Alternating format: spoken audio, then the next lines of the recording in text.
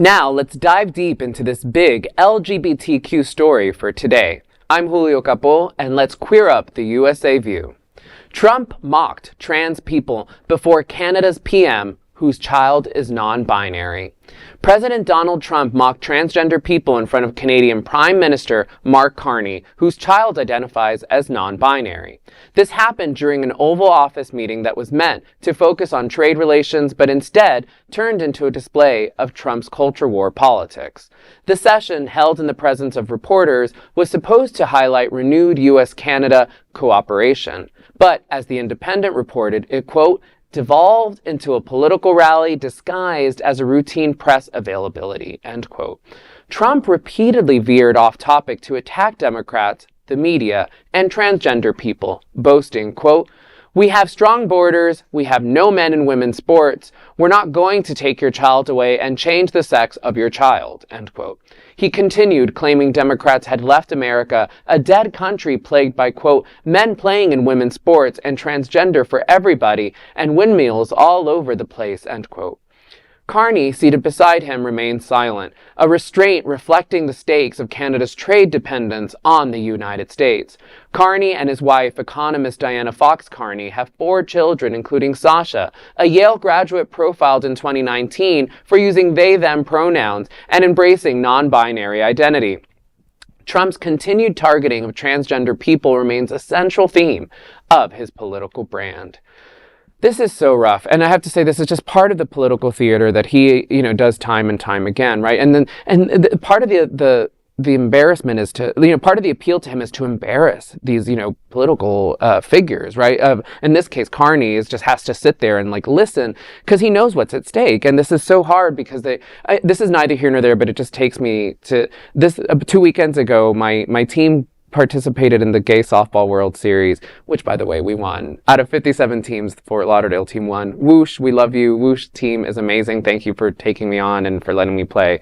But one of the things that happened is that so many Canadian teams that this league has existed for 50 years, and a lot of Canadian teams boycotted this year, right? Which is not unusual, as we're seeing happen all over the spectrum in terms of industry, and it was hard. It hurt. I have so many friends who play in Toronto, for example, who were dying to come, but they wanted to stand strong in this kind of a statement of political solidarity, because things like this they affect so many of us, right?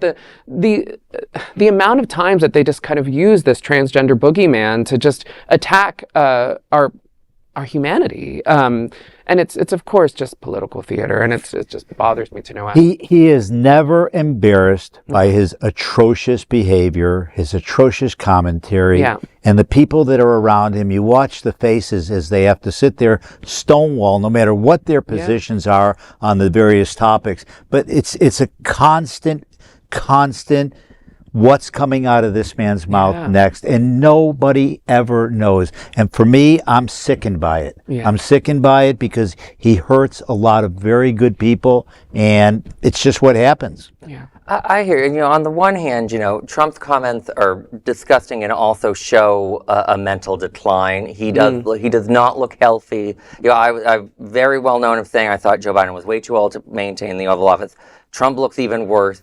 But, on the other hand, Canada and a lot of other European countries, they've lived under this lie that they are partners with the United States, and they're actually vassal states of the American empire, and, I hear Canadians, they get upset. I'm like, you guys have not minded the U.S. committing war crimes that have helped enrich your nation along with our nation. You've never minded that one bit. And to see the Prime Minister be like, I'm going to stand up to Trump, and then when he meets him, absolute silence. I'm like, well, I'm glad you understand the relationship you've made with your neighbor. It's not something that I necessarily approve of, but that's the real politique of the world, and I'm glad that maybe finally the world will start waking up to this. Well, you're right, but the distraction here is that all of these commentaries that he has are a distraction from the real issues that are at play. And there's much bigger issues that are facing this country than just the trans issue or the homosexual issue or women in sports or... The percentages here are so tiny. I mean, it takes me to the moment where Zelensky had to just sit there right in front of him and just be like, and you apologize to us or whatever, or say you're thankful or whatever it was. Right. And it was just this uncomfortable level of just, this power trip that They hold the cards. They hold the cards, and it's exactly what you noted, right? It is about this, like, it is about the American empire, and the well, especially with Europe and Canada, where they really didn't realize the relationship, and like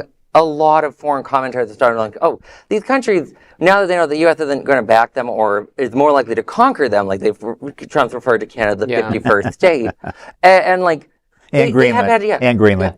These countries. They've all been flat-footed. They have not in any way attempted to become more independent, try and come up with like a new form of a new type of NATO without the United States. Actually, there's new alliances that are being formed now with Canada and Europe bypassing the United States, which aren't going to be very good for our country. If Canada bypassed the United States, it would be conquered in a day. I really do mean that. You know, like, look at what we've been doing to Cuba for 80 years because they don't play ball with us. Do you think Canada would be treated better? But like, to get Canada back speaks English. That helps, but like the biggest thing with Trump's issues to remember is, yes, he says these inflammatory things, but he's not coherent anymore. Yes, he says they're the first thing that's sparking his brain at this point. Well, Pritzker yesterday said he has dementia. It really does look like it. Well, I want to make sure we also that we stand with our trans brothers and sisters and folks generally, and Canada in this case, right? That it's an act of bullying, and that in whatever space this is, whether diplomatic and foreign affairs, it's unacceptable, and this is not how politics is run. Remember, beyond this, our history is being erased. 100%. Taken out of books, as well as African American history, Latino history, women. Yeah. It's not fair. It's not right. It's a new world that we're living in, and I hope people realize that unless they stand up, there's a lot worse things coming down the road. Well said. That is a big LGBTQ story for today. There is no other queer nonprofit media platform like this in the entire world. Support our LGBTQ stories by subscribing and sharing Queer News Tonight.